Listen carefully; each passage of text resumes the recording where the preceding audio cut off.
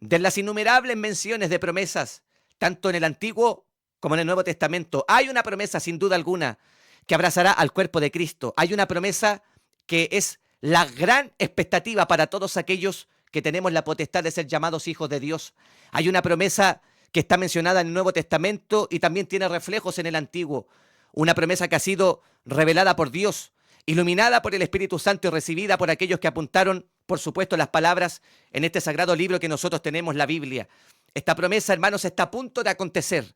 Esta promesa está a punto de hacerse visible y, por supuesto, será una gran interrogante para el mundo gentil y para los poderosos de la tierra. Acá, en Verdades en 7 minutos, el arrebatamiento pretribulacional está a punto de acontecer.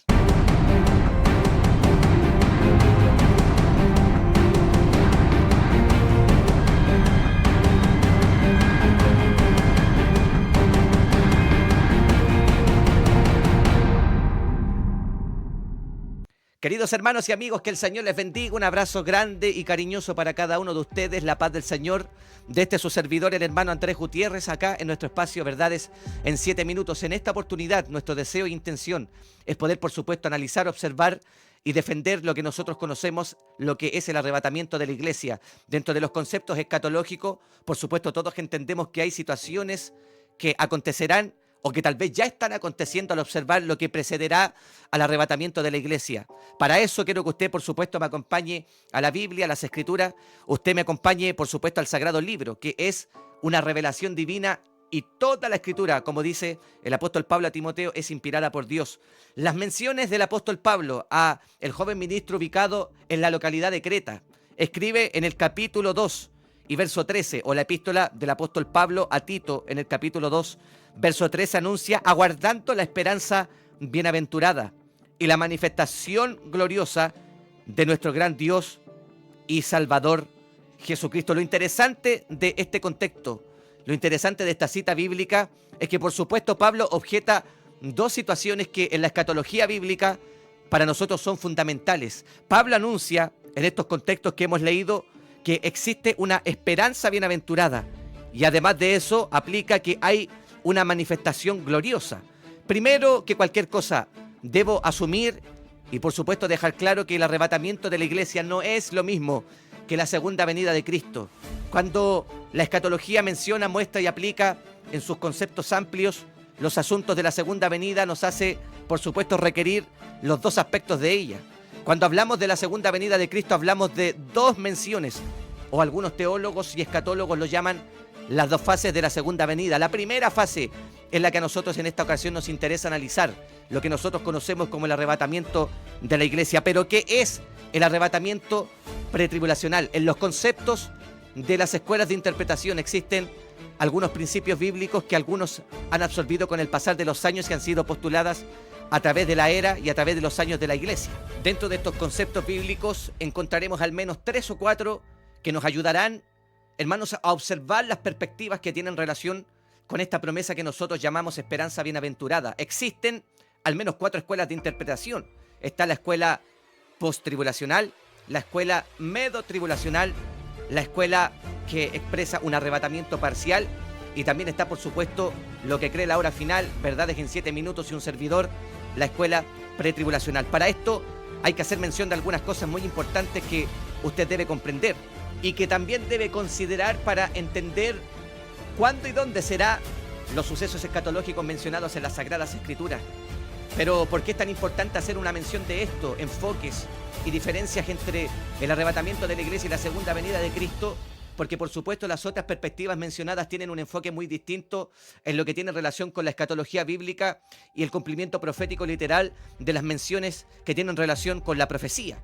Es para eso necesario hacer una observación de las grandes diferencias que la Biblia menciona sobre el arrebatamiento y la segunda venida de Cristo. Para ello quiero mencionar que el arrebatamiento de la iglesia es una manifestación en donde Cristo viene a buscar a los suyos, a diferencia de la segunda venida en que Cristo ya viene con ellos a la tierra. El arrebatamiento menciona que Cristo viene en el aire, pero la segunda venida de Cristo es una mención que el Señor aparecerá desde los cielos visible a todo hombre y por supuesto bajará a la tierra. En el arrebatamiento de la iglesia, Cristo viene para buscar a su esposa. A diferencia de la manifestación gloriosa, es que Cristo ya viene desde los cielos con su esposa. En el arrebatamiento serán trasladados los creyentes, pero en la segunda venida de Cristo el Señor hará manifestación de su gran poder y gloria.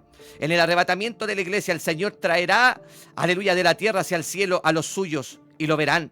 Pero en la segunda venida de Cristo todo ojo le verá, las potencias, las naciones, el anticristo, el falso profeta, todos quedarán expectantes y quedarán espasmados y atemorizados, estupefactos por su advenimiento visible a nivel universal. El arrebatamiento de la iglesia menciona que es el comienzo y la puerta que abrirá el periodo de la tribulación.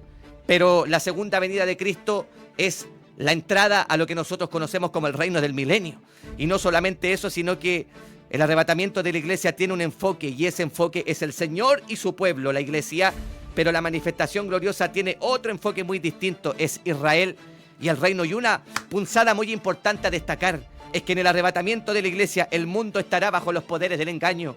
Pero en la manifestación gloriosa, Satanás, el diablo, que el Señor lo reprenda, será atado por 1000 años. Estas diferencias, por supuesto, nos hacen entender que el arrebatamiento de la iglesia y la segunda venida de Cristo no son lo mismo. Pero para entender un poquito qué es el arrebatamiento pretribulacional, en la enseñanza que presenta con gran claridad la Biblia en Primera de Tesalonicenses capítulo 4, verso 16 al 17. Este pasaje bíblico, por supuesto, es mencionado por todos aquellos que defendemos la postura pretribulacional, por aquellos que defendemos que el arrebatamiento de la iglesia antecederá, por supuesto, al periodo de la tribulación y la gran tribulación, y que será el momento en donde la iglesia será arrebatada de la tierra para experimentar un sinnúmero de sucesos en el cielo, en la eternidad, en donde también habrá otras menciones proféticas y escatológicas en distintos tipos de tiempos.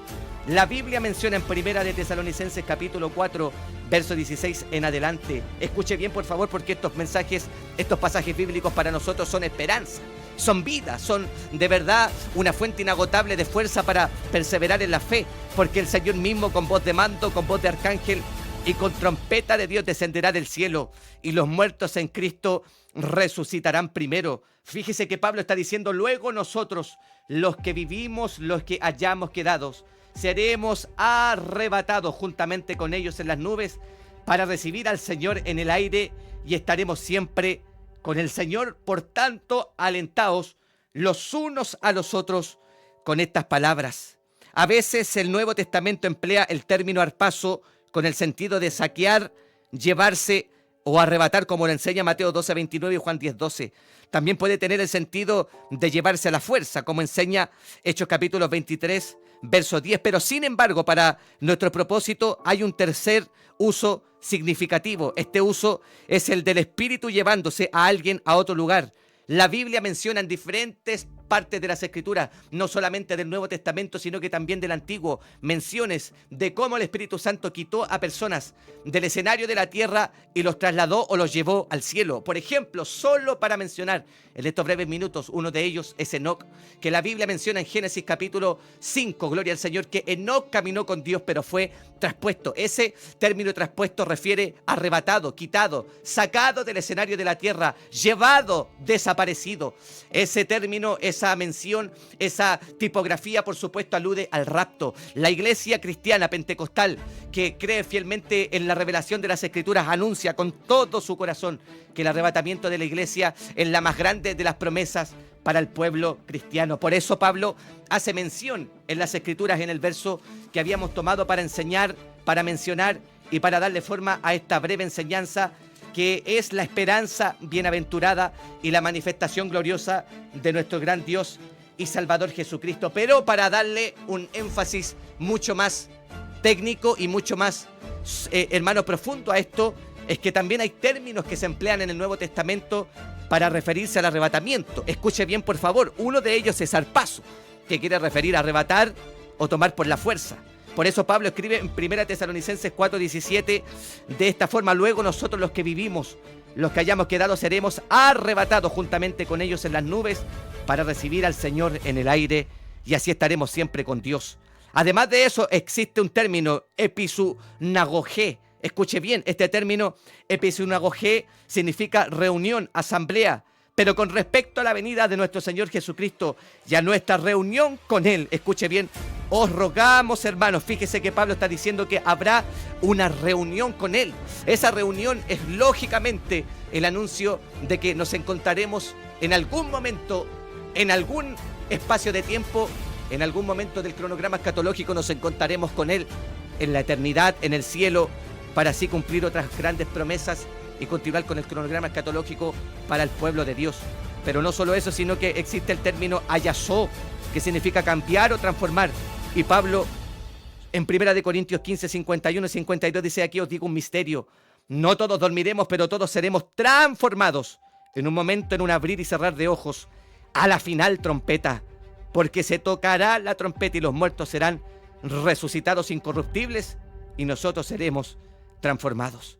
Además de eso existe la palabra paralambano, que significa tomar a o recibir a uno mismo. Y si me fuere y os prepararé lugar, vendré otra vez.